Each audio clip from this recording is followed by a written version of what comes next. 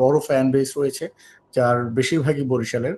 So আমরা বরিশালে খেলতে পারলে আমরা খুব হ্যাপি হব। তামিম কি ডাগআউটে থাকবে নাকি তামিমকে প্লেয়ার হিসেবে আপনারা চান? দেখেন, খেলুক না খেলুক no matter, Tamim is preparing the team and আমার ধারণা সে সামনে থেকেই লিড দিবে। এখন থেকে প্ল্যান করছি যে কিভাবে বিপিএল কে সাজাতে হবে এবং কিভাবে কখন টাকার অ্যারেঞ্জমেন্ট করতে হবে।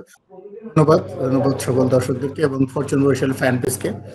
আসলে বেসিক্যালি আমরা প্ল্যান করি অনেক আগে থেকে, প্ল্যান করে না আমি বলেই আসলে এটা সম্ভব।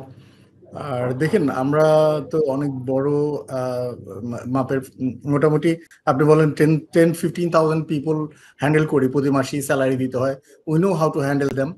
সো বিপিএল হচ্ছে, তার মানে আমার প্রতি মাসেই একটা বিপিএল এর খরচ এখানে আসে। সো আমাকে অনেক আগের থেকে প্ল্যান করতে হয়। জাস্ট এই বছর আমরা এখন থেকে প্ল্যান করছি যে কিভাবে বিপিএল কে সাজাতে হবে এবং কিভাবে কখন টাকার অ্যারেঞ্জমেন্ট করতে হবে। সবকিছু আমরা প্ল্যান ওয়াইজ করি। দ্যাট দ্য রিজন আমাদের ক্ষেত্রে এই প্রবলেম গুলো হয় না। হুট করে আমরা তো যাই না। সো আদার্স পিপল মেবি হুট করে চলে যায়। সো এটা it's may happen for them. দেখেন, আমরা অত্যন্ত আশাবাদী মাঠটা যদি কাজ শেষ করতে পারে বিফোর দ্য বিপিএল, দেন আমি শিওর বিসিবি এবার এটা চিন্তা ভাবনায় রেখেছে, যেহেতু আমরা দুইবার ফাইনালিস্ট। সো আই থিঙ্ক যদি মানে মাঠ ঠিক থাকে, মাঠকে আমরা প্রস্তুত করতে পারি, যাদের কাছে মাঠ আমরা মানে বিসিবি কাজ করতে দিয়েছে, তারা যদি ঠিক করে দিতে পারে, I am sure there will be game in Barishal.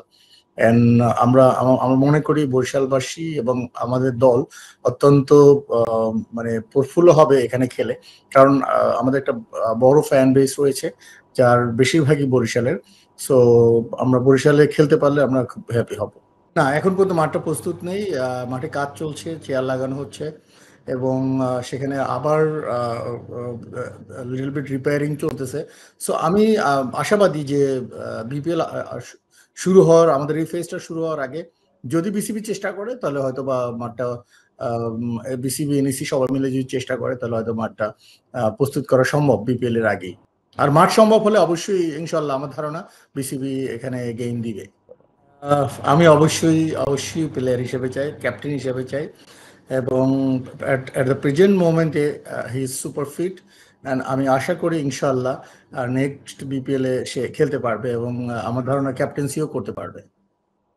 Tamim Iqbal এবং ফরচুন বরিশাল একটি একটি অবিচ্ছেদ্য অংশ।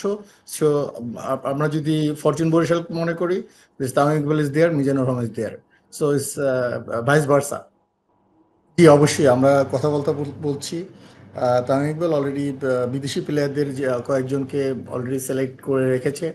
So will be finalise. Say New Zealand গিয়েছে, আসলে আমরা এটা ফাইনালাইজ করে ফেলবো। বাট আমাদের সাথে আমাদের পুরনো প্লেয়ার সবার সাথেই কথা হয়ে আছে। So just official formalities is balance. গতবার একটা আসলে আমি নিজেই যেতে চাইনি, কারণ পরিস্থিতি এমন ছিল যে আমার জন্য ভায়াবল ছিল না। আপনারা জানেন আমি যেটা করতে পারি সেটাই করি, আর যেটা করতে পারি না এটা ডাইরেক্টলি আমি নো বলে দিই। বাট এবছর কি জন্য আমাদের নাম আসেনি, আই রিয়েলি ডোন্ট নো।